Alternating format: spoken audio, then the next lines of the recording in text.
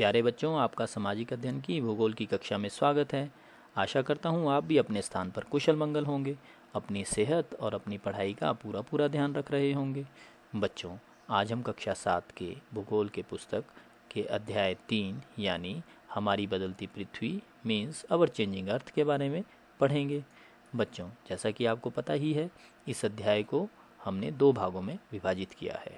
पिछले भाग में हमने जाना पृथ्वी की गति को 2 बलों के आधार पर विभाजित किया गया है। पहला अंतर्जनित बल और दूसरा बहिर्जनित बल। पिछले भाग में हमने अंतर्जनित बल के बारे में पढ़ा। इस भाग में हम बहिर्जनित बल के बारे में पढ़ेंगे। बच्चों, बहिर्जनित बल से अपर्दन और निक्षेपण उत्पन्न होता है। बच्चों, इसके मुख्य कारक कौन कौन से हैं? नदी, पवन, समुद्री तरंग और हिमनद। आओ बच्चों, इनके बारे में जानें। बच्चों, सबसे पहले हम यह जानें अपर्दन और निक्षेपण क्या होता है। बच्चों, अपक्षय एवं अपर्दन नामक 2 प्रक्रमों द्वारा दृश्य भूमि लगातार विघटित होती रहती है। पृथ्वी की सतह पर शैलों के टूटने से अपक्षय की क्रिया होती है। भूदृश्य पर जल, पवन एवं हिम जैसे विभिन्न घटकों के द्वारा होने वाले क्षय को अपर्दन कहते हैं।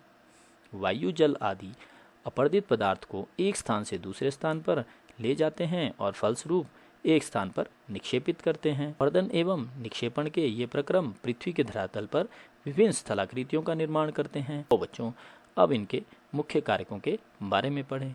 सर्वप्रथम नदी के कार्य के बारे में पढ़ें। नदी के जल से दृश्य भूमि का अपर्दन होता है। जब नदी किसी खड़े ढाल वाले स्थान से अत्यधिक कठोर शैल या खड़े ढाल वाली घाटी से गिरती है तो यह जलप्रपात बनाती है। बच्चों, आप ये चित्र में भी देख रहे होंगे। विश्व में हजारों छोटे छोटे जलप्रपात हैं। सबसे ऊंचा जलप्रपात दक्षिण अमेरिका के वेनेजुएला का एंजिल जलप्रपात है।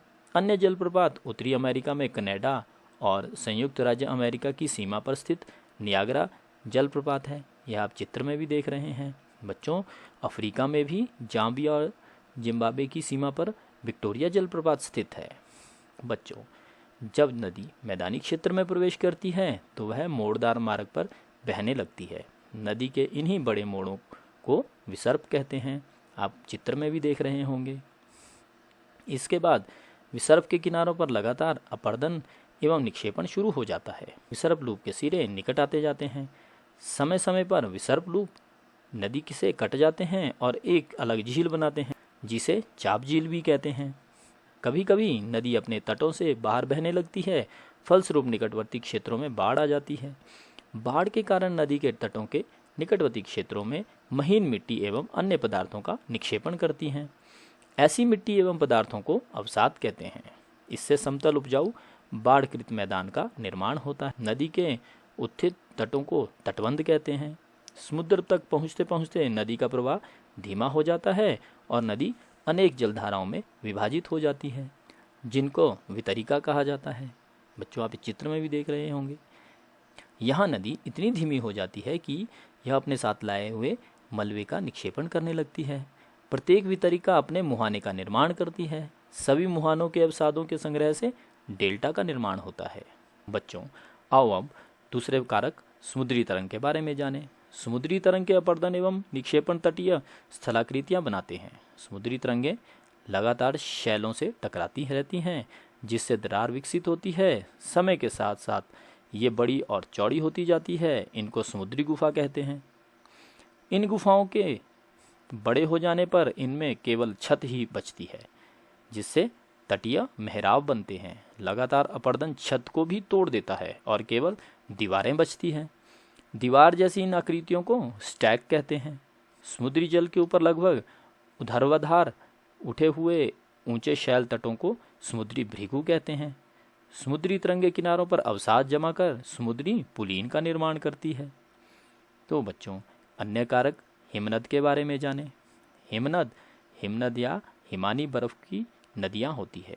हिमनद अपने नीचे की कठोर चट्टानों से गुलाशमी मिट्टी और पत्थरों को अपर्दित कर देती है और गुलाशमी मिट्टी एवं पत्थरों से भूदृश्य का अपर्दन करती है। हिमनद गहरे गतों का निर्माण करते हैं। पर्वतीय क्षेत्रों में बर्फ पिघलने से उन गतों में जल भर जाता है और वे सुंदर झील बन जाते हैं।